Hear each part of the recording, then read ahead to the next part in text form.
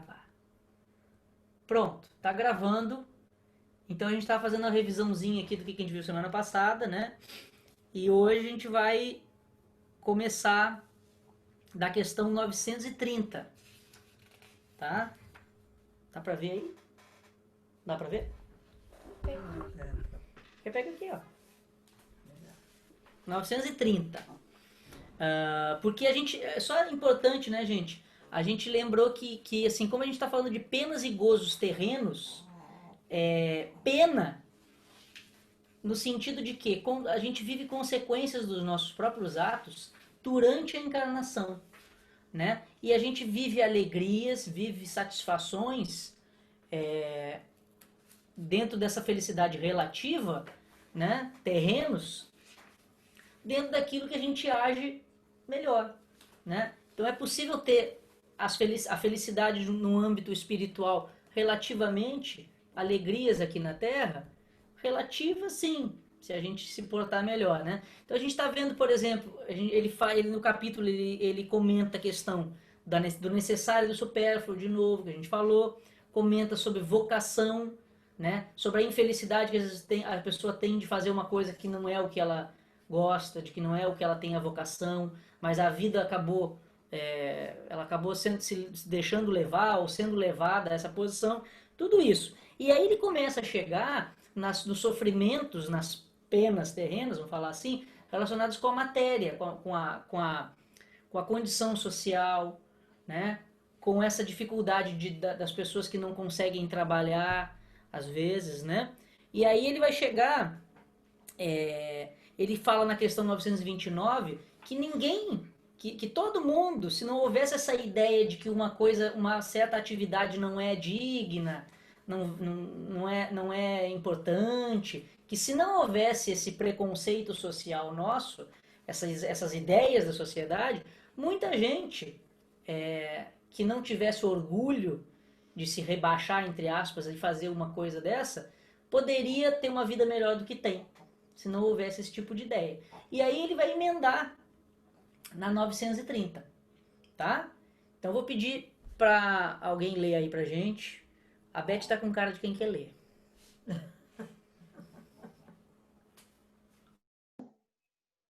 Vamos ler. A minha tela está em branco. Vou colocar, peraí. Ah, tá. Não tá aparecendo não? Vamos ver. Não. Agora tá. Agora tá. Pode ser? Sim. Tá com ela. Esperanças e consolações. Penas e gozos terrenos. Questão 930. É evidente que, se não fossem os preconceitos sociais pelos quais se deixa o homem dominar, eles sempre achariam um trabalho qualquer que lhe proporcionasse meio de viver, embora deslocando-se da sua posição. Mas, entre os que não têm preconceitos ou os põem de lado, não há pessoas que se veem na impossibilidade de prover as suas necessidades em consequência de moléstias ou outras causas independentes da vontade delas? É uma pergunta. Então é isso que eu fiz essa introdução só para, como a gente não leu a outra questão, ele fala, beleza, tem gente, por exemplo, que tem um talento para uma coisa ou tá em dificuldade que se não obedecesse a um preconceito social ou seu orgulho, poderia mudar de posição e fazer algo bem e viver dignamente, né? Mas ao mesmo tempo tem pessoas assim que porque tem uma doença ou por outras causas independentes delas não conseguem, né? Passam dificuldades extremas mesmo fazendo isso. E aí? O Kardec fala, como é que a gente explica isso? Esse tipo de sofrimento, que é independente de qualquer coisa, mesmo disso, né? Aí eles vão responder, tá? Pode seguir, Florinha, pra gente.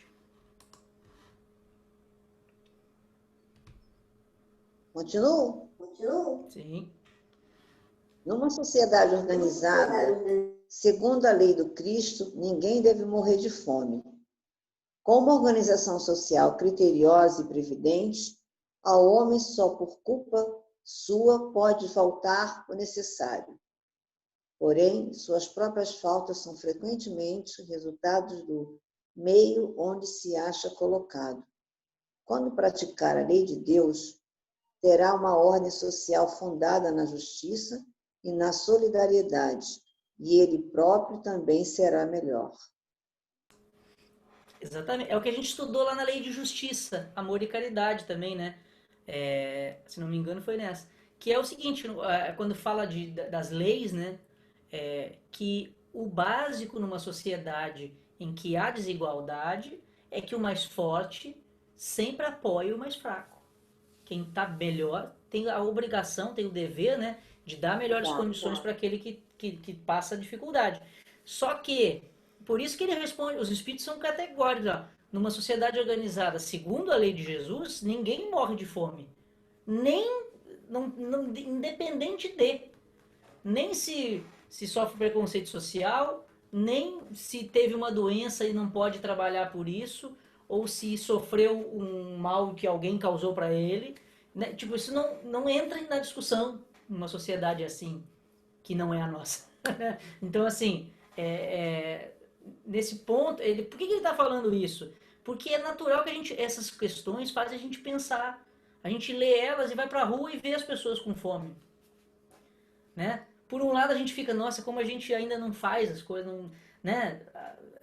Mas ao mesmo tempo a gente fica pensando assim, como é que é possível a pessoa sofrer isso, né? Por que ela teria causado isso? Tem questões reencarnatórias, nós vamos ver, né? Mas mesmo assim, Deus não seria cruel a ponto de causar uma consequência ou permitir uma consequência, né, que chegasse a esse ponto, se ele não esperasse ao menos que a sociedade também, né, fizesse esse mínimo. Né? Ou seja, tem uma parte desse sofrimento que é totalmente por falta, pela maneira de viver, né, da sociedade em que o espírito está reencarnado. Né? Talvez a pena da pessoa seja estar nessa condição nessa sociedade, né? Que já é assim, né? Mas o que ele diz é isso, poderia ser a mesma pessoa com as mesmas questões. Numa sociedade assim, ninguém, nem essa pessoa morreria de fome. Passaria suas dificuldades, mas não morreria de fome. Né? Então é só pra gente não... Porque senão a gente acaba sendo frio às vezes com isso. Fica assim, tá morrendo de fome, mas deve ter feito alguma coisa para isso. A gente já faz matemática, faz uma conta, já tá morrendo de fome, fez uma coisa terrível, então ele tem que... É como se ele tivesse que passar por isso. Porque agora, né, às vezes a gente não pode virar o espírita frio também, né? Existe a justiça da reencarnação. Então, se qualquer um que está sofrendo muito fez algo para merecer isso, então eu tenho que deixar a lei agir. Não. Na verdade, né? nós somos todos elos de uma mesma corrente. Isso seria alguém frieza, passando né? fome na mesma sociedade que você vive, ali está a oportunidade para que ele não passe fome. Ele passa, talvez ele tenha reencarnatoriamente uma necessidade de sentir o que fez o outro sofrer, então ele tem que sentir para compreender o outro e não fazer mais. Mas isso não precisaria ser eterno, como em alguns casos é, né? A pessoa às vezes nasce na fome e morre na fome. Isso acontece não é por causa da expiação dela. Ela, no momento que ela sentir fome, ela nunca mais vai esquecer o que é sentir fome. Ela não precisa sentir fome com 50, 60 anos da vida dela para aprender o que é sentir fome. Ela continua assim porque a sociedade acaba sendo perversa, né? Porque muitos que vêm cumprir um resgate, alguma coisa, ele recalcitra, ele não cumpre. E ele não cumprindo arrasta todo uma camada, um número de pessoas que dependiam dele. Mas no seu egoísmo, eu estou falando isso no geral, todos nós somos egoístas, tudo bem. Sim. Mas no seu egoísmo, o que o homem faz? Ele primeiro sempre pensa nele. E o comprometimento dele quando chegou aqui era se comprometer com aquelas outras pessoas que ele, não cumprindo, fez com que elas aumentassem a situação da sua penúria. E Deus permite porque, de certo, também aquele outro não aprendeu ainda o suficiente. É só importante dizer isso. É óbvio que existe uma justiça por trás disso. Ninguém sofreria nada sem ter algo que tenha feito para resgatar. o que nós estamos, por isso que o Kardec comenta que, porém, suas próprias faltas, são frequentemente resultado do meio onde se acha colocado. Tanto a falta nossa, porque a gente vive numa sociedade que estimula esse tipo de vida, esse tipo de olhar para o sofrimento, quanto da própria pessoa que está sofrendo, porque ela pode ter causado essa sua situação agindo assim. Né? E enfim, tem várias outras questões, mas é interessante que tem muitas mensagens que os espíritos falam em que olha como é o mecanismo da reencarnação, é gigantesco, né? Que muitas vezes as pessoas que pedem na rua ou que estão próximas de nós foram pessoas próximas, familiares e amigos que, quando, né, na necessidade de passar por isso, são aproximados daqueles que conviveram com eles em outras encarnações, né? Porque para que com o esquecimento a gente possa agir bem e ajudar mesmo aquele que a gente talvez nem ajudasse se não fosse sem lembrar quem é. Né? Então, assim, eu acho que essa pergunta é importante, porque tudo que a pergunta seguinte precisa disso para a gente amaciar antes de partir para essa próxima, né? Para ver que tem esse aspecto também, tá? Agora vem. Edith, você lê pra gente? Sim. 931. Por que são mais numerosas na sociedade as classes sofredoras do que felizes? Nenhuma é perfeitamente feliz, e o que julgais ser a felicidade muitas vezes oculta pungentes aflições. O sofrimento está por toda parte. Entretanto, para responder ao teu pensamento, direi que as classes a que chamas sofredoras são mais numerosas por ser a terra lugar de expiação. Quando a houver transformada em morada do bem e de espíritos bons, ser infeliz,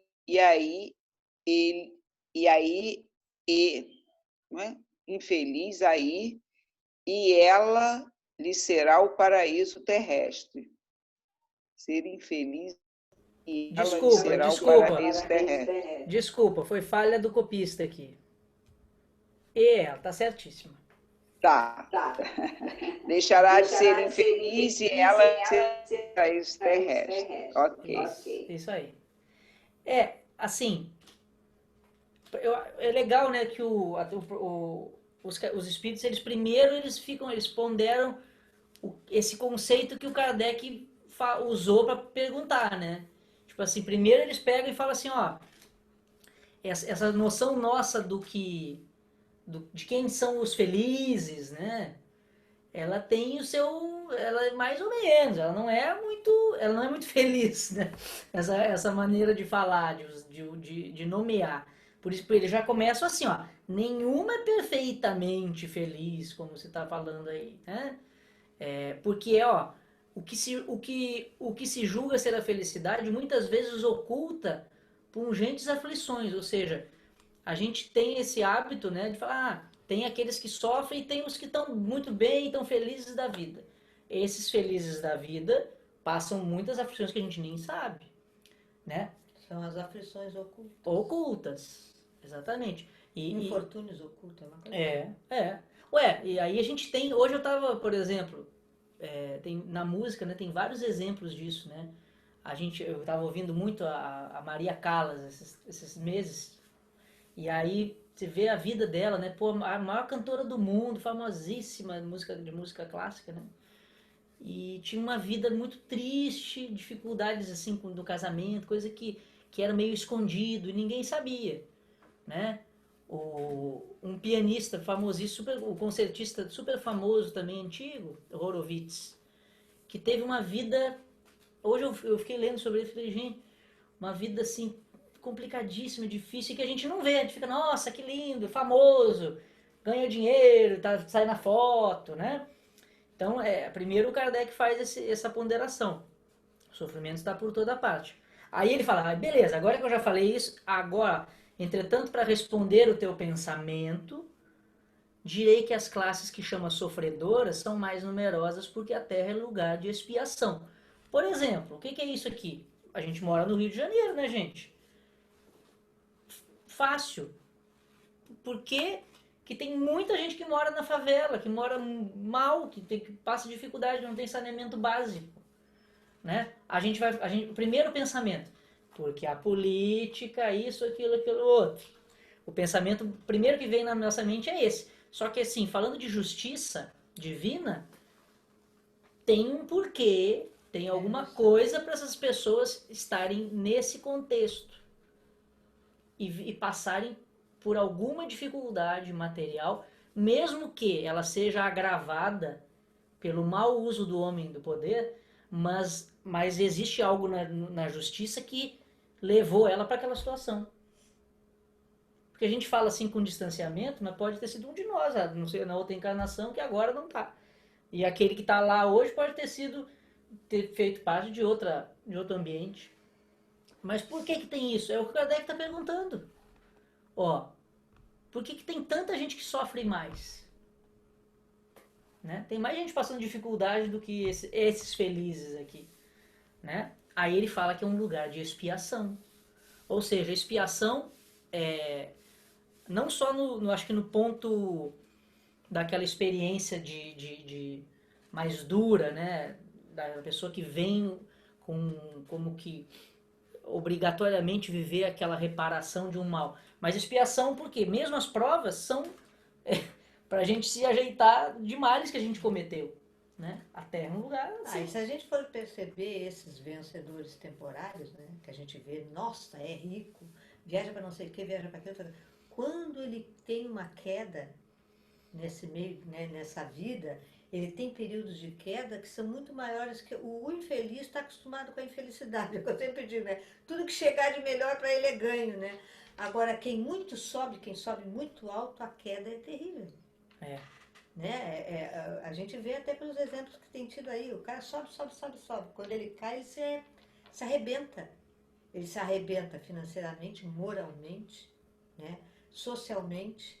Então, no fundo, às vezes, alguns males, não os muito difíceis, mas são mais constantes, assim, a pessoa não tem altos e baixos tão grandes. Agora, quando você vê alguém com muito poder, ou com muito dinheiro, com muito tudo, que é anormal dentro de uma sociedade, da sociedade que a gente vive, você assim, nossa, ele está muito alto, mas ele está sempre no precipício, Né? Então, isso também é um sofrimento para ele.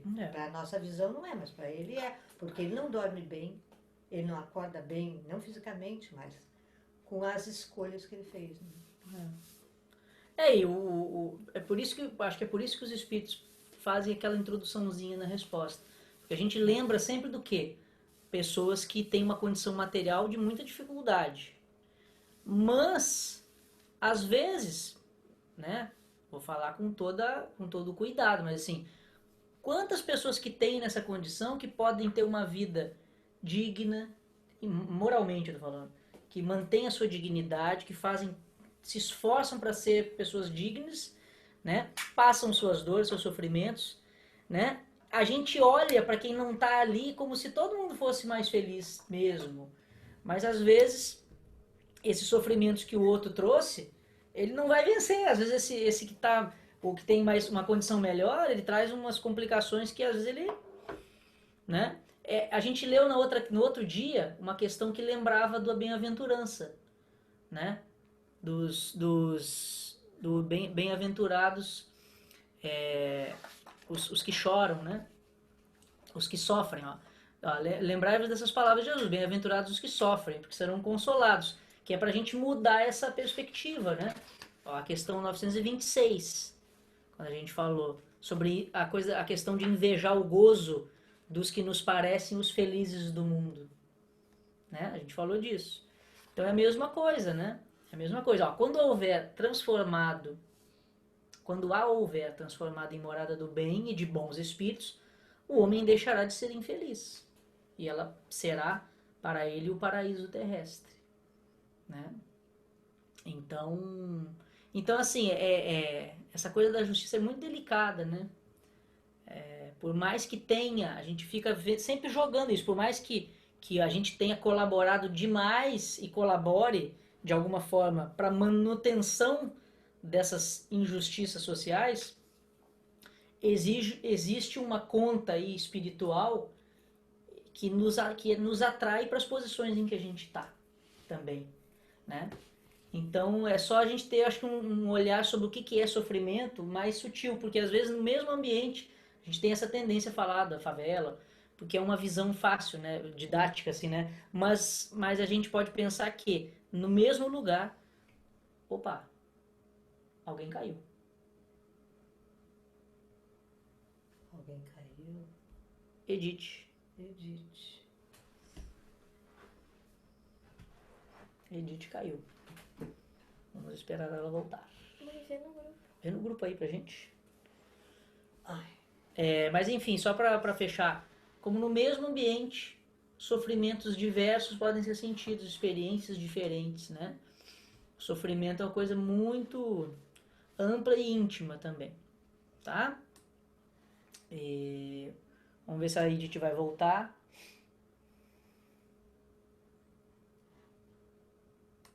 Voltar só caiu, Pode acho que não tem.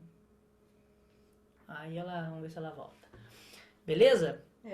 Agora um comentário Fala. sobre isso. Se a gente for pensar, a violência doméstica, ela não é uma característica só do pobre. Ela ocorre em um número imenso entre os ricos. A única diferença é que o pobre, ele precisa de socorro. Então, cada grito que ele dá, todos ouvem, assim, dentro da sociedade que ele vive. É uma comunidade que sabe uns dos outros, né? Agora, o rico não. Uma mulher pode sofrer, ou um homem também, pode sofrer violência doméstica por 40, 50 anos e jamais vai comentar. Porque tem a questão social deles, né? Ninguém precisa saber. E tanto com o abuso infantil, com escravidão, às vezes, da empregada pega, fica morando ali, nunca mais sai dali. Então, isso existe muito. Fora as traições com funcionário, é demais. Só que essas coisas a gente não fica sabendo. Essas coisas acontecem e ninguém fica sabendo. E eles levam para o túmulo, às vezes, né? Então a gente só julga, na verdade, a gente fica julgando aquilo que aparece para a gente, a notícia que dá na televisão, né? Mas não fica sabendo dessas coisas. Então, há muita coisa oculta. Infelizmente, o mal consegue se esconder, né? Maravilha. E eu estou lembrando aqui, eu estou lembrando do que o Simão Pedro falou em algum momento sobre essa. Está dando um eco, Luizinho. Agora sim. Sobre a sensação que a gente tem de que há uma preponderância do mal sobre o bem. E eu achei interessante o que ele falou, que não é bem assim. Existem os maus que fazem o mal. E existem também pessoas muito boas que fazem o bem. Eu já visto o Chico Xavier e por aí afora, né?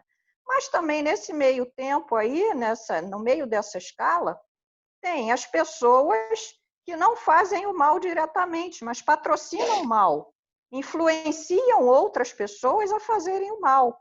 E aí são computadas no lado do mal. Há pessoas que não fazem o bem, não fazem o mal, mas também não fazem o bem. E pelo fato de não fazerem o bem, abrem uma porta para o mal. Então, também são computadas no lado do mal. Então, se a gente for ver bem, não é assim como a gente imagina, né? O mal está sempre prevalecendo, tem muito mais pessoas mais do que boas. E eu nunca tinha pensado por esse aspecto, eu achei bem interessante, porque nessa balança também tem muitas pessoas boas, né? É que o efeito do mal dói, né? E talvez a gente só registre. E é isso. Eu achei bem bacana esse conceito que ele explicou. Agora tá aberto. E na verdade o bem. Só que o mal dá mais notícia, né? Dá mais ibope. Porque, pelo menos nós brasileiros, não posso falar pelo resto do mundo, Nós temos uma queda por notícia ruim, né? É impressionante. E o bem, ele não faz propaganda. A TV não divulga o bem. Quando divulga, divulga como uma coisa fantasiosa, como se a pessoa fosse do outro mundo, né? Quando o bem devia ser feito, visto de uma forma natural. Por quê? Porque ele é o objetivo, né? Ele é que tem que prevalecer. Então, dá uma ideia para todo mundo que fazer o bem não adianta, não dá prêmio, né? Que só fica feliz quem faz o mal. É engraçado isso, né? É interessante mesmo isso. Maravilha. Assim, a gente está falando já do que a gente vai ver na próxima pergunta. É bom que a gente não precisa nem ler a próxima pergunta, né? A gente já Precisa, sabe. que é Eu tô importante. brincando. Isso adivinha. Eu acho que porque, na verdade, eu acho que essa questão 931, ela é importante porque, como a gente está falando de pena e gozo terreno, a gente sempre vai olhar qualquer sofrimento na Terra e vai pensar assim: por que a pessoa está passando por isso? Por que eu passo por isso? Por que existem, como ele diz, classes sofredoras?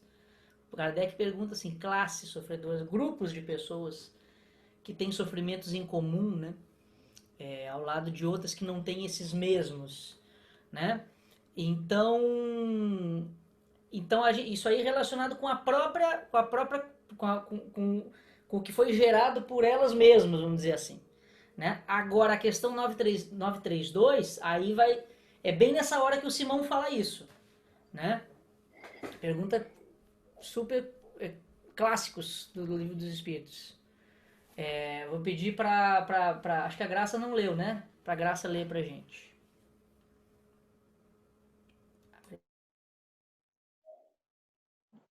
(932) Porque no mundo tão a miúde a influência dos maus sobrepuja a dos bons. Por fraqueza destes, os maus são intrigantes e audaciosos, os bons são tímidos. Quando estes o quiserem, preponderarão. Isso aí. Palavra. O palavrão. O palavrão. O real palavrão, né? Foi o que a Maria falou, que realmente o que o Simão disse foi o seguinte, que se a gente for parar para pensar, ele puxou essa ideia lá do Céu e Inferno, né?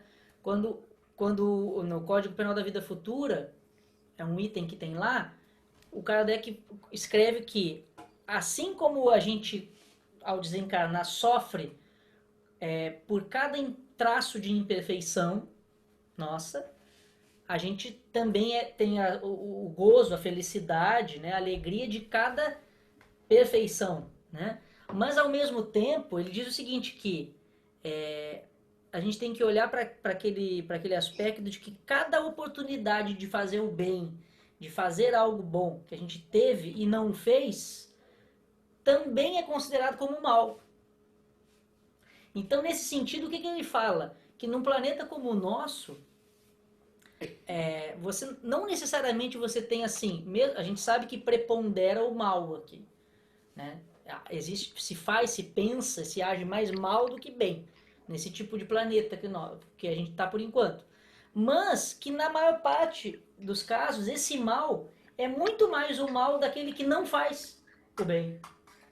Ou seja, é aquela coisa meio neutra, né? Neutra. O que dá a gente a entender? É que nem quando a gente estudou Jesus e a multidão. A multidão, ela vai sendo levada para onde chama por último. Agora é para lá, aí vai para lá. Agora é para cá, aí vai para cá, né? No fundo, nem todas essas pessoas usaram a vontade, ele fala até disso lá, né? Usaram a sua vontade, se movimentaram para aquilo. Não, às vezes, agora a maioria faz o mal, eu vou para lá. Agora a maioria vai para cá, eu vou para cá, né? É aquela coisa meio no meio do caminho. Então, só que ele fala que os bons são tímidos aqui e os maus são intrigantes e audaciosos. O que a gente tem que pensar, eu acho, assim, como mal, além do mal que a gente vê, né? que é coletivo, que é maior, é o seguinte: o mal, como o mal como que a gente pode entender como não seguir as leis morais que a gente estudou, ele não se importa. O mal não se importa de ser mal, né? Eu digo assim, alguém que desrespeita, que é grosseiro, ou que causa algo de ruim para o outro, em geral não se importa interiormente de ser assim, o que usa sua vontade como mal mesmo, né? Agora, o bom, como a gente está tentando melhorar, quer ser mais humilde, quer reconhecer que ainda é imperfeito, geralmente a gente se esconde embaixo disso, né? Ou até o Simão mesmo fala que é até uma dica para que os bons sejam mais audaciosos um pouco, né? Como os maus são, né? E aí, quando estes o quiserem, preponderarão. É um puxãozinho de orelha, na verdade, essa questão, né? Porque a gente vai vendo em nós, puxando para cada um de nós, o quanto que o que a gente faz já de bem, que a gente já poderia fazer, é legal, tal, mas também não é nada demais, né? Deixa aí, também eu não sou quem sou eu, também. É uma falsa modéstia, né? Mas a impressão que dá também é que o tímido aí, ele sente medo, né? O que eles dizem, ele não é destemido. Ele pode ser tímido, mas ele não precisa temer o outro, né? Apenas que o outro tem a sua opinião e ele tem a dele. Mas o que ele está dizendo? Que no mundo, se os tímidos que são corretos, né? Que agem no bem, Sim. se tomarem de coragem, né, de destemor, eles têm condições de não permitir que esse mal, ou uma pessoa mal, uma situação má, o domine, né? E isso, gente, está em tudo, está nas relações familiares, nas relações sociais com amigos, está no trabalho, né? Muita gente boa, competente, inteligente dentro do que faz, perde o seu cargo, perde a sua oportunidade de realização pessoal ou de realização para com os outros por timidez. Porque ele se sente acuado quando uma pessoa é grosseira demais. Porque, engraçado, se vocês perceberem, a pessoa determina que é aquele jeito e todo mundo tem que aceitar que é o jeito dela. Ou uma empresa determina alguma coisa e todo mundo tem que obedecer aquilo. Ou um governo, todo mundo tem que obedecer. Então, essa é a questão, né? Aí eu já acho que o autoconhecimento entra também nessa questão, né? Pô, até quando seremos tímidos? Precisamos ser firmes, não sair derrubando tudo, né, pela frente, mas ser firmes nas nossas opiniões. Né? Eu acho que assim... desculpa, Graça. Agora que eu vi que você abriu o microfone. Foi? Ou não? Não tá ouvindo. Tá. É. Eu achei que você ia falar. Não, eu ia falar que é o seguinte, na verdade, a gente fica pensando assim, quantas vezes, porque ele fala da influência, né? Porque no mundo tão humilde a influência dos maus sobrepuja a influência dos bons. Ou seja, é o que o Simão falou, a influência nesses que estão no meio, né? A influência desses que estão meio indecisos. E a gente se coloca aí, porque mesmo a gente faz algo de bom de vez em quando e volta, a gente oscila. Aí volta para esse lugar, influenciado. Aí faz uma coisinha de boa aqui, aí volta, aí cai um pouquinho lá para o outro lado, aí volta para o meio, né? Mas como a gente realmente às vezes se sente, por conta do que é normal, do que é do mundo, a gente se sente meio intimidado, meio assim, meio sem graça de ser desse jeito, sabe? Eu lembro até hoje, quem sou eu na fila da padaria, né? Uma época que eu tocava no hospital, no Into, né? Aí eu encontrei um amigo, eu viajei para tocar com um amigo e cheguei para ele todo animado, assim, falei, pô, tô tocando no hospital lá toda semana, isso aqui. Aí ele me olhou com uma cara de indiferença, me olhou. E aquilo me fez. Eu fiquei tão chateado, assim, porque eu achei que ele ia achar o máximo. Eu achei que ele ia me elogiar. Nossa, que legal que você está fazendo. Então, assim, e aí essas coisas que são mais comuns do que a pessoa achar legal, do que ela se importar, essas coisas às vezes deixam a gente meio achando, eu faço isso, mas eu quero ser amigo dele, não quero deixar de ser, entendeu? Então, assim, tem esses desafios também, né? E ao mesmo tempo que esse simbólico mal aí é uma influência que a princípio, convida a gente a ser, não, esse mal não é uma coisa muito longe do que é a vida normal, né? Às vezes assim, vai lá, inventa uma história para ele aí, só para você se dar bem nessas. Aí ele acho que não faz mal, né?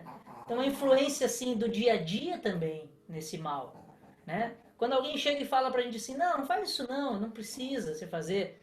Aí, mas todo mundo faz. Essa influência do todo mundo faz é mais fácil da gente ouvir. Então começa em besteirinhas, né? Começa em coisas muito simples. Porque o mal, ele convida a gente ao que a gente já estudou, que é o egoísmo. O orgulho e o egoísmo. Enquanto Que já existe. que já está na gente. Então, o bem convida o quê? A humildade. Né? Então, esse bem também, às vezes, ele exige de nós uma certa solidão nesse bem, né? Uma certa... a gente tem que comprar umas brigas, assim, íntimas para topar essa influência. Esse é que é difícil. Porque a gente olha o mal muito longe. Coisas grandes, tudo bem. Mas, no fundo, começa nessas coisinhas. Né? Começa nessas coisinhas. Né? Agora, para que o bem prepondere no macro, né? Aí já tem que ter muita gente fazendo essas coisinhas aí mais certas, né? Enfim, mas... Por isso é que se fala. Não adianta, tem que ser pequenos grupos, pequenos trabalhos, devagarinho. Tem gente que vai começar a fazer o bem, abre uma ONG. Depois não consegue sustentar e sobreviver com a ONG. E aí a ONG fecha. Então foi só um sonho que não deu certo. Porque a gente quer fazer algo grande, né? Porque essas coisas pequenas, elas são dentro de nós. Elas exigem uma vontade. Por isso que o que ele fala, o Simão falou, que o Paulo comenta no Evangelho segundo o Espiritismo, da virtude positiva e não negativa. Você ficar parado e não... Deixa ele, Flora. Deixa ele quietinho. Você fazer o mal, você não fazer o mal, é só ficar parado. Não fiz o mal. Mas isso não exige vontade nenhuma, esforço nenhum. É só não fazer o mal. Tá todo mundo fazendo ali, não vou fazer. Né? Agora, o bem, mesmo que desse tamanho, exige... A gente pensa, reflete, será que eu quero isso mesmo? Não, acho que é isso que é melhor mesmo. Agora eu vou começar a agir dessa maneira. Já é um avanço, né? Mas é minoria. E o bem dá muito mais trabalho, né? É um certo isolamento. Para fazer o bem, você tem que pensar mais, tem que refletir mais, tem que fazer escolhas mais vezes, muitas escolhas. Você tem que tirar a importância do seu tempo para você e dedicar uma boa parte dele, né, para o trabalho. E até em casa, você vai fazer o bem para o seu familiar, você tem que pegar e engolir algumas coisas do seu orgulho, porque você tem que pensar. Não se faz o bem sem tirar um pouquinho da gente, né? Sem abrir mão de alguma coisa para que o bem seja feito, seja para quem for. Em casa, então, é assim, e todos, uns para com os outros, né? Os familiares que se dão bem, todos eles abrem mão de alguma coisa, para que a paz se faça, né? E o bem tem isso, né? Quem acha que vai fazer o bem porque não tenho o que fazer, vou fazer porque é legal, porque na televisão falar, não sei o quê, essa pessoa não está preparada para pagar o preço. Só digas de passagem, é importante frisar isso. Bem não é nada externo. Né? Não é externo. Eu falo isso, por exemplo, eu falei que eu fui tocar no hospital. Tocar no hospital é externo, é fora, né? É fora, não é dentro. O difícil é dentro, porque depois que muda algo, né? Aí sai, né? Então, vamos lá. Seguiu? Seguindo adiante, qual é o próximo? 933. Lê, Maria, pra gente. Ok. Assim como quase sempre é o homem o causador de seus sofrimentos materiais, também o será de seus... Desculpa. Qual é? Aqui. A Graça ia ler a 932, já leu, né? Quando Peraí, desculpa, Valeu. perdão, foi falha minha. Falha minha. O quê? Eu escrevi errado aqui, só me dá um segundinho. Ah, tá bom. Eu escrevi errado. Se o... Ah, não, desculpa, é a minha tradução que tá diferente. Pode seguir, perdão, Maria. Tá certíssimo. Então vamos lá, recomeçando. Assim como quase sempre é o homem o causador de seus sofrimentos materiais, também o será de seus sofrimentos morais? Mais ainda, porque os sofrimentos materiais algumas vezes independem da vontade. Mas o orgulho ferido, a ambição frustrada, a ansiedade da avareza, a inveja, o ciúme, todas as paixões, numa palavra, são torturas da alma. Vamos comentando enquanto a gente, antes de passar a página, porque senão a gente vai esquecendo, né? Fica muito longo. Então, assim, ele primeiro reafirmou, né? Que o homem é quase sempre o causador dos seus próprios sofrimentos materiais. É assim também com os morais, né? É a gente que causa os próprios sofrimentos morais também, mais ainda. Aí, né, como o Simão falou lá, o sofrimento material, a gente pode ficar doente, pode acontecer um cataclismo, a gente não tem controle sobre muitas coisas que são sofrimentos materiais. Perder o emprego, né? Alguma coisa assim. É, É um então, sofrimento também. a gente não causou nessa vida, não causou nada disso, né? Pode acontecer, um acidente, enfim. Agora, o que ele vai falar de moralidade depois é como a gente usou o nosso sentimento agora. O que a gente está fazendo agora que a gente sofre agora. Por isso que é perigoso terreno. Ou seja, eu causei um sofrimento moral nessa própria vida agora, pela minha maneira de ser. Né? Que ele chama de torturas da alma. Olha só. Torturas da alma. Tá? Aí, ó, orgulho ferido, ambição frustrada, ansiedade da avareza, inveja e ciúme. Todas as paixões, a gente já falou sobre isso, né? Vamos seguir, a gente vai voltar então em algumas coisas dessas. A inveja e o ciúme. Felizes os que desconhecem estes dois vermes roedores. Para aquele que a inveja e o ciúme atacam, não há calma, nem repouso possíveis. À sua frente, como fantasmas que lhe não dão tréguas e o perseguem até durante o sono, se levantam os objetos de sua cobiça, do seu ódio, do seu despeito. Então, palavras duras, né? Essa aí, eu adorei ver o vídeo, inclusive, porque a gente confunde muito, né, o significado, né, das palavras, né, de inveja e ciúme, né.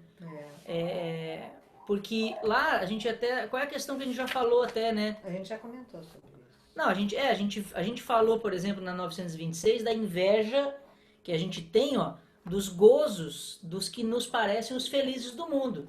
A gente falou agora há pouco, inclusive, disso, né? A gente inveja o carro que o outro tem, inveja a casa que o outro mora, inveja o salário que o outro ganha, né? Na verdade, tem ciúme, porque invejar é não querer que o outro tenha. Não é exatamente isso. A inveja, até o que o Simão falou, foi o seguinte: a inveja eu quero estar na posição que o outro tá. Eu quero ter o que o outro tem, quero fazer o que ele faz. O ciúme é o seguinte: depois que eu não consigo, ou que aquilo não é possível para mim, eu não quero nem que ele tenha. Entendeu? Não é? É engraçado, eu aprendi o contrário.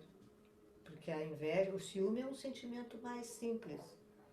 Tanto é que a inveja é capital, é pecado capital. Né? Mas o que eu aprendi, pelo menos, né, gente? Isso tudo é aberto, porque às vezes são opiniões de terceiros que a gente não... Mas o que eu aprendi que ciúme, você sente ciúme, por exemplo, seu namorado, você tem ciúme dele. Ele pode não estar olhando para ninguém, mas você tem ciúme, né? Porque você ama e tem ciúme, não consegue controlar o sentimento. A inveja, você, o vizinho tem um carro, eu não tenho. Tomara que ele não tenha carro nenhum, ou que ele vá falir. Porque eu não quero que ele tenha também. O sentimento ficou tão forte a ponto de eu não desejar que ele tenha. Nessa visão que ele passa, é o seguinte, é que a inveja realmente é eu querer alguma coisa que o outro, não só que ele tem, mas o que ele vive e que eu não vivo. E que o ciúme seria o seguinte, o que até tem mais sentido, porque eles não colocariam numa frase dessa um ciúme somente de um relacionamento.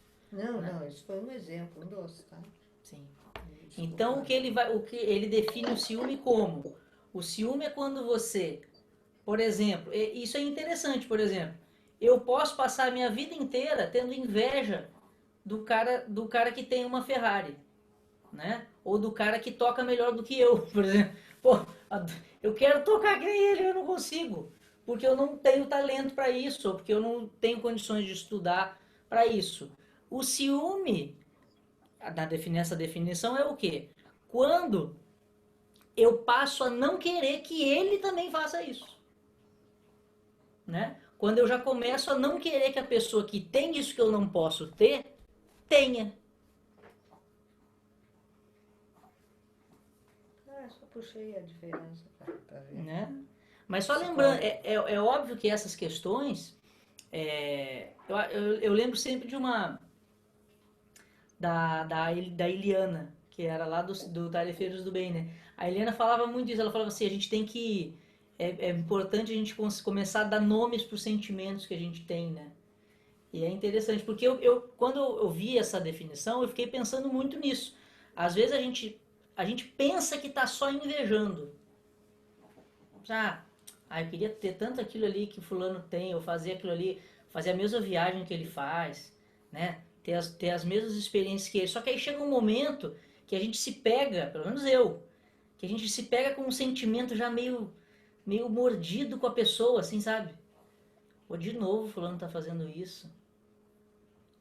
Aí você já começa assim, mas tem alguma coisa, tem alguma coisa aí. Ele não ia fazer isso. Tá? Aí você começa a entrar numa implicância pessoal. Como se a gente realmente não quisesse que a pessoa tivesse esse relacionamento, ou esse carro, ou tocasse dessa maneira, né? E eu lembrei, por exemplo, do livro, vocês ouviram a novela, foi do Há 2000 Anos, né? No Há 2000 Anos tem algo assim dentro de relacionamento, né? Que eu não vou lembrar o nome dela agora, mas o Elvídio, né? O Elvídio Lúcio, casado, né? Com a Alba Lucínia, mas aí a outra moça, eu não vou lembrar o nome dela, que era apaixonado pelo marido da Alba e começa a inventar de todas as situações para conseguir, né, se reencontrar com ele. Só que chega um momento que ela vê que está difícil a situação, né, que ela começa a investir, né, e se chatear com a esposa do cara. Ou seja, muda o aspecto do pensamento. Não é só aquela coisa assim, eu gosto dele, eu quero estar com ele. Mas eu não quero que ela esteja com ele, eu não quero que ela tenha ele, eu não quero que ela tenha né? Que aqui diz, o ciúme está em causa, no ciúme está em causa um sentimento de perda ou ameaça de perda e um desejo de reter, né? Que nesses relacionamentos de amizade, de coisas, geralmente é o que acontece. A fulaninha tá andando mais com a Beltrana, tô com ciúme dela. Eu tô perdendo a minha amiga, eu quero que ela fique comigo. Isso seria o ciúme. E na inveja, esse psicólogo fala que conta um sentimento de falta e um desejo de apoderar-se. Então, eu quero para mim. Né? Eu não quero que ela tenha, eu quero eu ter. Ou também quero ter. Né? Sei lá, é uma coisa tão subjetiva, né? Vamos continuar então?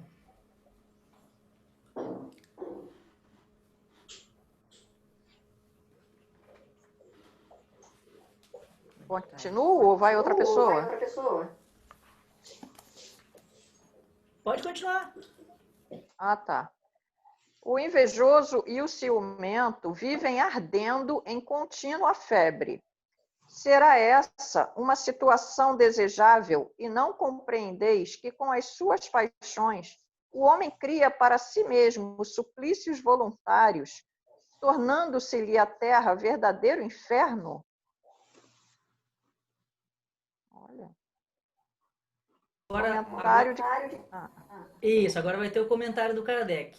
Quem que não leu ainda? Eu. Daí? Todo mundo leu, né? Então tá. Então vai, Florinha. Vamos fazer a rodada aqui de casa agora. Comentário. Posso ler? Pode. Comentário de Kardec. Muitas expressões pintam energicamente o efeito de certas paixões.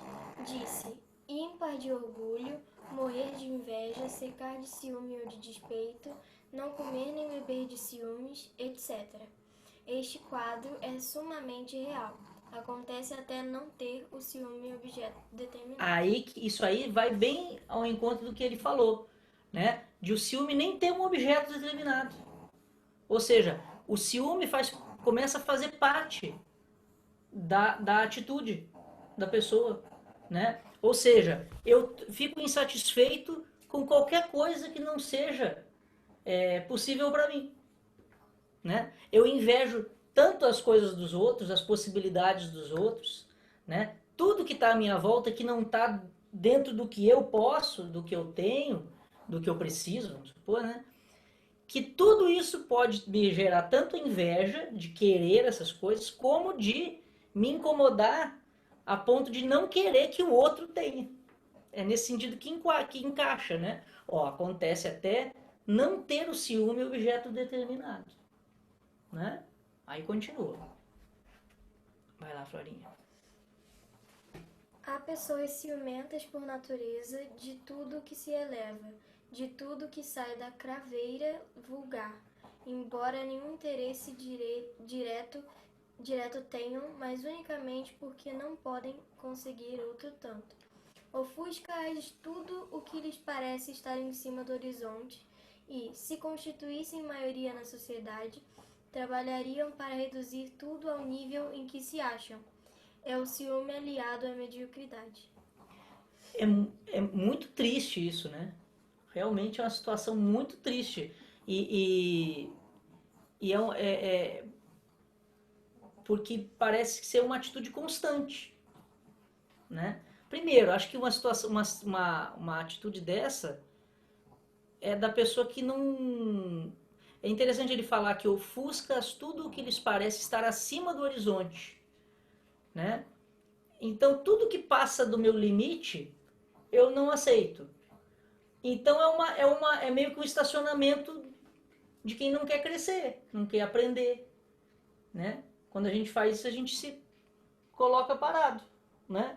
Tipo assim, nada do que eu não quero... O que eu quero eu não gosto, eu quero é aquele ali, o que eu tenho não me satisfaz. Mas eu preciso ter o dos outros. Mas aqui no ciúme é assim, eu não quero que os outros tenham. Pois é, né? Diferente. A pessoa ciumentas por natureza de tudo que se eleva, de tudo que sai da craveira vulgar, embora nenhum interesse direto tenha. Por exemplo, esse filme novo é do sei lá como é que é o autor, aquele diretor como é que é o italiano, do Caetano? Do Caetano? Que trabalha com Caetano, enfim, não lembro. É muito bom esse filme, né? Pô, fui ao cinema. Não, mas você não tem que ver esse filme, não. Você tem que ver só aquele outro que a gente já... Entendeu? Bruxa, não. Não. A gente tá toda hora querendo rebaixar, né, o outro à nossa condição. Rebaixar o conhecimento, aquilo que a gente conhece. Desculpa, gente. Por isso que ele fala, é o ciúme aliado à mediocridade, né? Porque não tem problema a gente não saber, a gente não conhecer, a gente não ter as coisas, né? A gente não ter algum talento. O problema é a gente querer ficar nele, se incomodar com quem está acima disso, né? Achar ruim, né?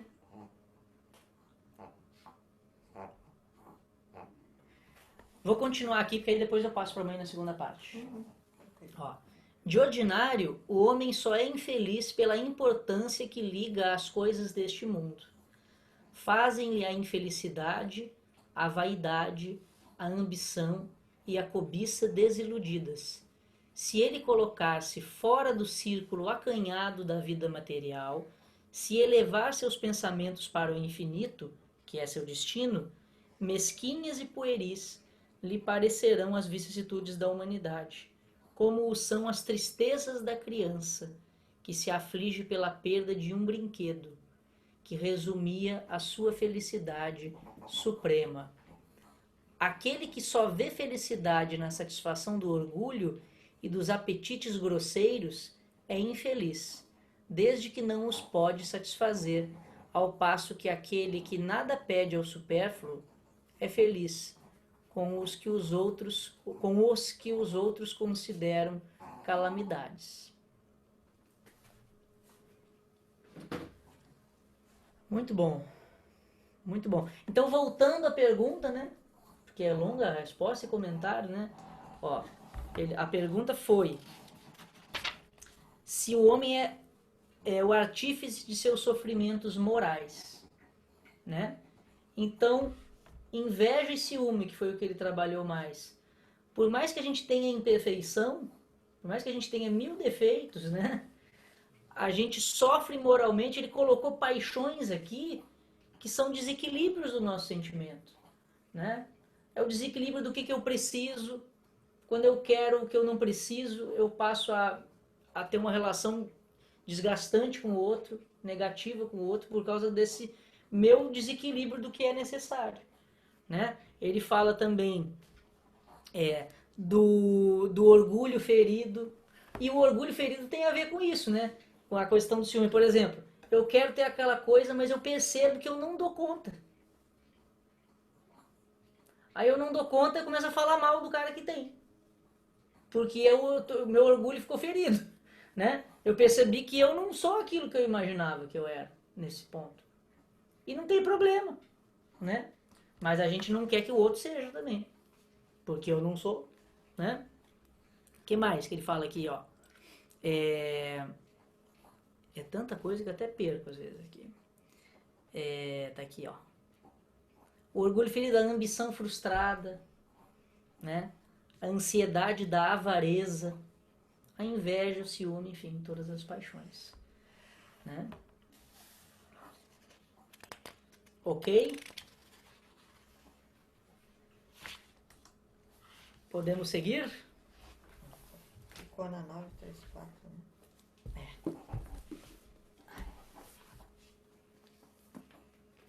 Botar aqui? Pode. Então, hoje, gente, o Evangelho segundo o Espiritismo tá tranquilo, porque a gente já leu uma das passagens comentando e conversando, né? Hoje a gente vai ler o comentário do Kardec, e aí vocês vão descobrir que eu já falei tudo que estava ali, eu já decorei tudo e falei. Vai perder toda a graça agora as outras reuniões. Né? É no item 6. Tá? Então, só para lembrar, né? Aquele que... A gente viu Bem-aventurados os pobres de espírito. Nós vimos 3 passagens do Evangelho que falavam sobre orgulho, né? Os apóstolos querendo ver quem era o maior. Jesus fala da criança, né? Depois, a mãe de João, o evangelista, do Tiago Maior, leva eles, querendo que eles fossem os maiores no reino de Jesus. Os apóstolos ficam bravos, os outros 10 ficam bravos, né? E por último, a gente viu aquele banquete na casa do fariseu, que Jesus fala que eles não procurassem os primeiros lugares quando fossem convidados para um casamento, para as bodas, né? E aí hoje o Kardec vai pegar as 3 passagens e vai fazer um apanhado geral, um comentário. Então vamos lá. Dentro então do aquele que se eleva será rebaixado, item 6. Estas máximas decorrem do princípio de humildade que Jesus não cessa de apresentar como condição essencial da felicidade prometida aos eleitos do Senhor e que ele formulou assim, abre aspas, bem-aventurados os pobres de espírito, pois que o reino dos céus lhes pertence, fecha aspas. Ele toma uma criança como tipo da simplicidade de coração e diz, abre aspas, será o maior no reino dos céus aquele que se humilhar e se fizer pequeno como uma criança, isto é, que nenhuma pretensão alimentar a superioridade ou a infalibilidade. A mesma ideia fundamental se nos depara nesta outra máxima: seja vosso servidor aquele que quiser tornar-se o maior. E nesta outra: aquele que se humilhar será exalçado, e aquele que se elevar será rebaixado. O Espiritismo sanciona pelo exemplo a teoria, mostrando-nos na posição de grandes no mundo dos espíritos os que eram pequenos na terra, e bem pequenos, muitas vezes, os que na terra eram os maiores e os mais poderosos. E que os primeiros, ao morrerem, levaram consigo aquilo que faz a verdadeira grandeza no céu e que não se perde nunca, as virtudes, ao passo que os outros tiveram que deixar aqui o que lhes constituía a glória, a nobreza, A grandeza terrena. O que lhes constituía a grandeza terrena e que não se leva para outra vida. A riqueza, os títulos, a glória, a nobreza do nascimento. Nada mais possuindo senão isso, chegam ao outro mundo privados de tudo, como náufragos que tudo perderam, até as próprias roupas. Conservaram apenas o orgulho que mais humilhante lhes torna a nova posição, porquanto vêm colocados acima de si e resplandecentes de glória os que eles na terra espezinharam. O Espiritismo aponta-nos outra aplicação do mesmo princípio nas encarnações sucessivas, mediante as quais o que numa existência ocuparam as mais elevadas posições, descem em existência seguinte às mais ínfimas condições, desde que os tenham dominado o orgulho e a ambição. Não procureis, pois, na terra os primeiros lugares, nem vos colocar acima dos outros, se não quiserdes ser obrigados a descer. Buscais, ao contrário, o lugar mais humilde e mais modesto, porquanto Deus saberá dar-vos um mais elevado no céu, se o merecerdes. Maravilha. Então aí a gente tem um resumão, né? Das 3 passagens. Primeiro, né? Falando da humildade, do princípio da humildade, né? E aí uma definição que ele faz, né? Que o fazer-se pequeno como uma criança é não ter nenhuma pretensão alimentar a superioridade ou a infalibilidade, né? Lembrei daquela história do Chico, né? Do cigarro, né? O cara chegou pra ele assim: Chico, você já fumou? Você já fumou cigarro? Ele: ainda não. Ainda não. Não quer dizer que ele não tivesse a chance de cair e fumar um dia. Mas ainda não. Até hoje não. Eu podia falar: não, imagina, né? Ainda não. Né? Então continuar com essa postura, né? Aí aquilo que a gente já viu, né? Da mudança de posições, né?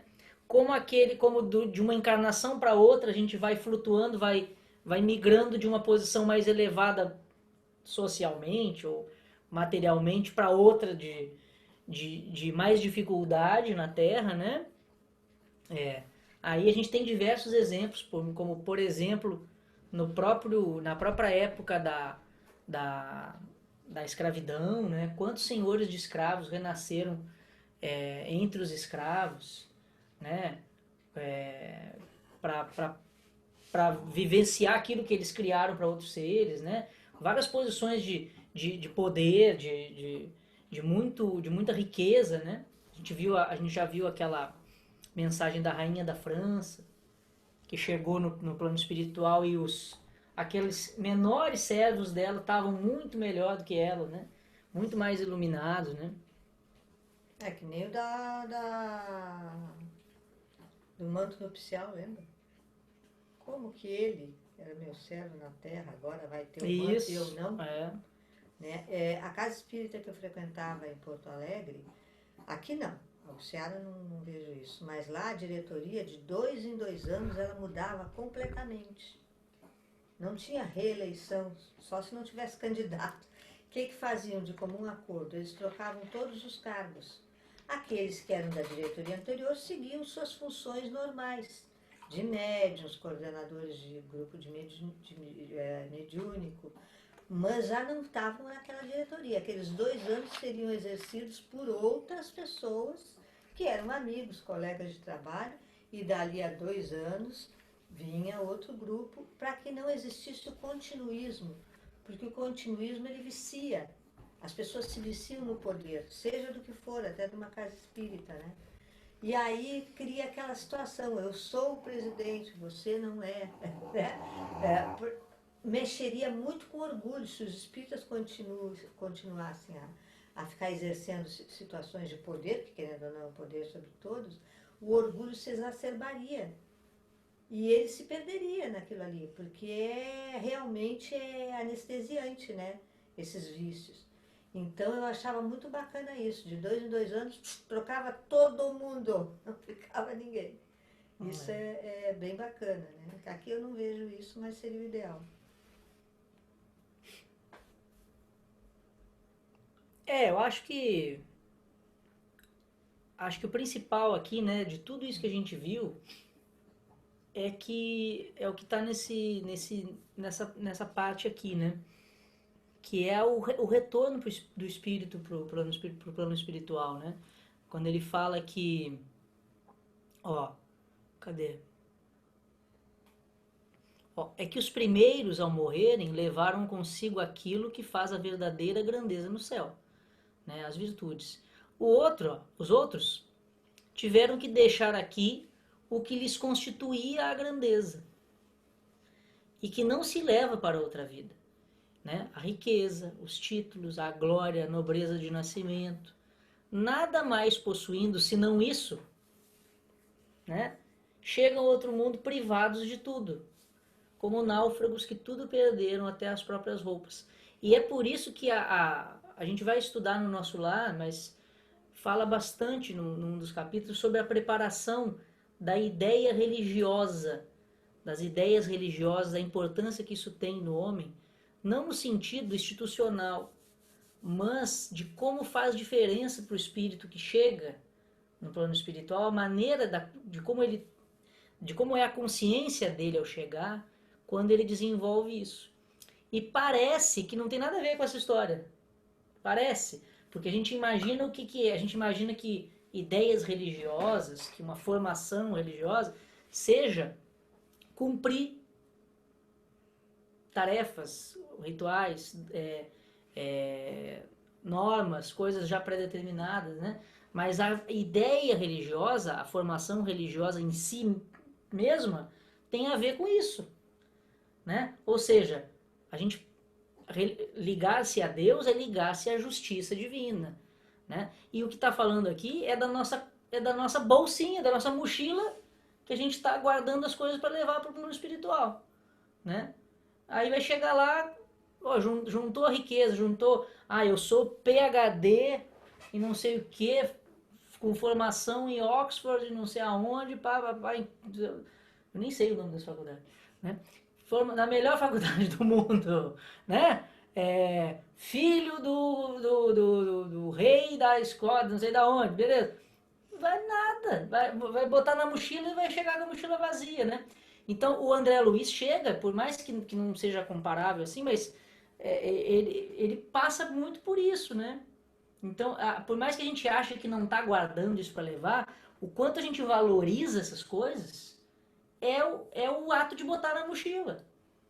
E a gente sabe disso, a gente tem, às vezes, quantas pessoas cobram na família isso de um jeito tão acirrado, né? O próprio livro dos Espíritos que a gente estudou agora fala, a gente não leu a questão, mas fala da influência dos pais na vocação, no trabalho que os filhos vão ter. Quantas vezes o pai,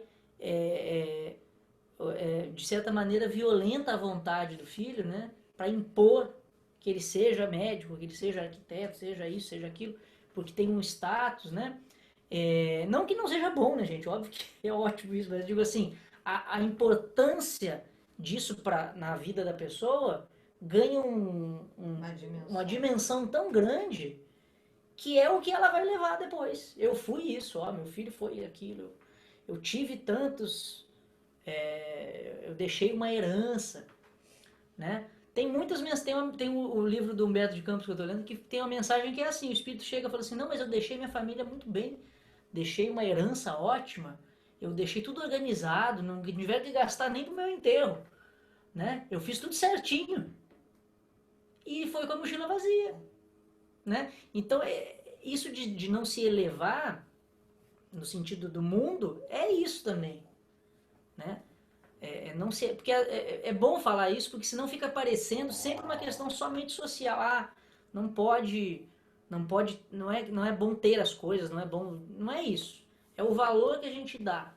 O valor que a gente dá é a mochila que a gente está montando para viagem, né? E todo mundo vai viajar, mas a mochila só leva outras coisas, né?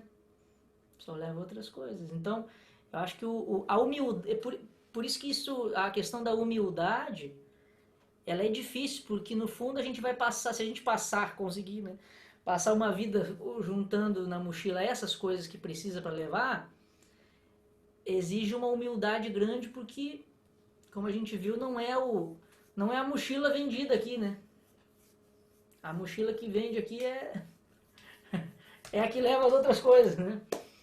Enfim, é isso. Acho que resumiu bem o que a gente viu dessas 4 semanas. Vocês querem falar alguma coisa? Todas bem? Luizinho,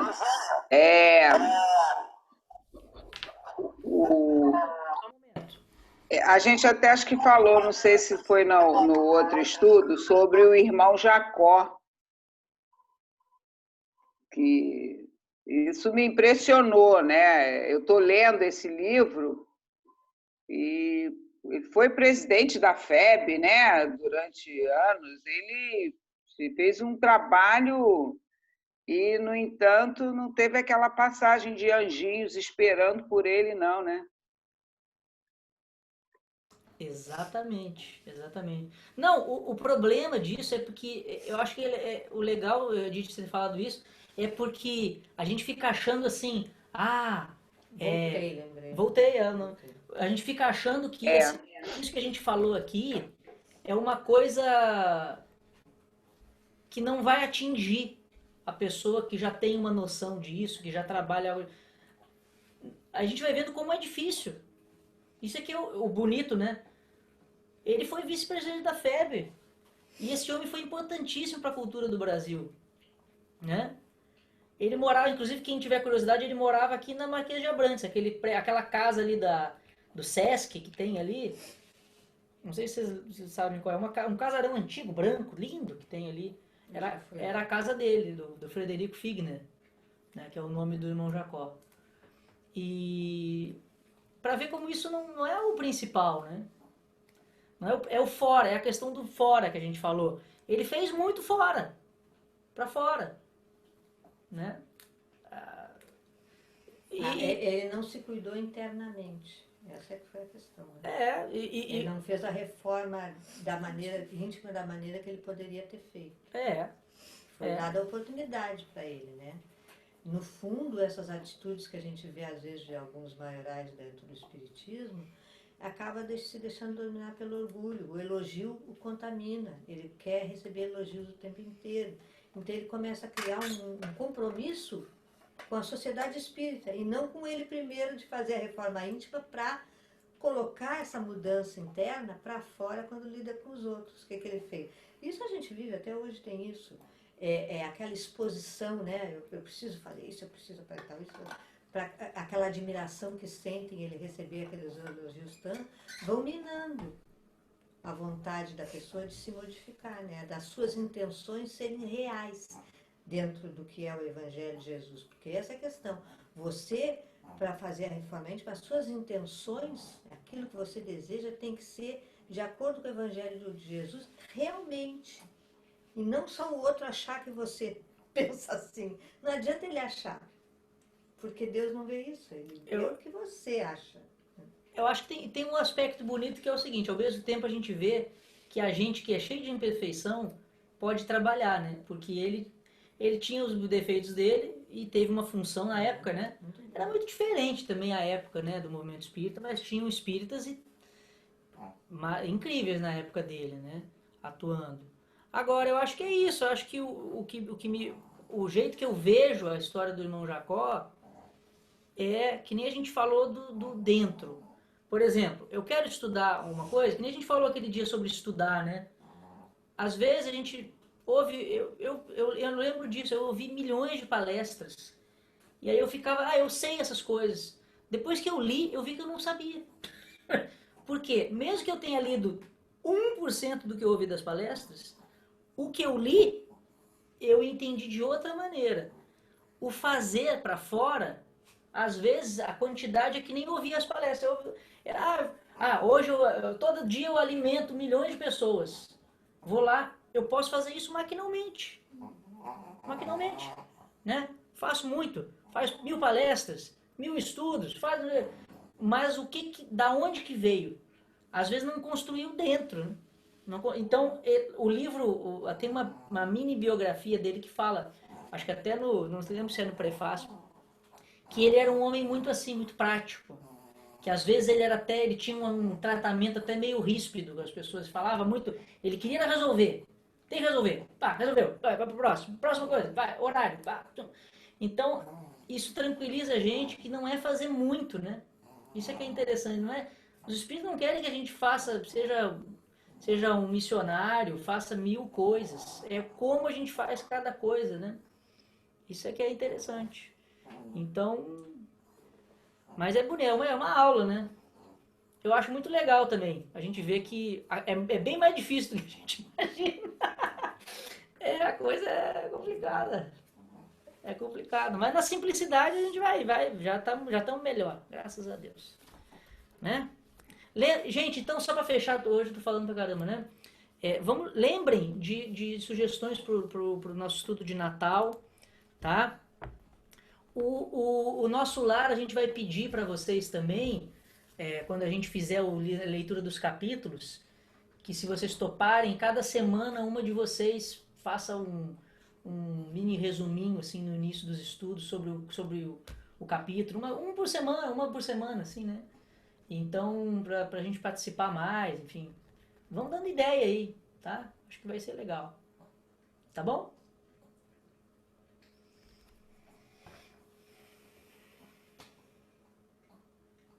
Ok? Vamos lá.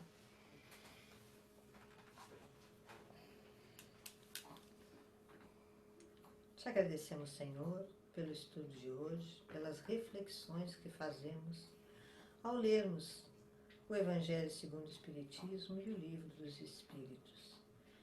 Reflexões essas, Senhor, que nos fortalecem nos nossos objetivos de fazermos a nossa reforma íntima, de ampliarmos o nosso olhar sobre o mundo, sobre o nosso próximo e o que é melhor para nós, de sentirmos em nós intuitivamente qual a melhor escolha, qual a atitude a tomar diante dos desafios da vida que nos enfrentam o tempo todo.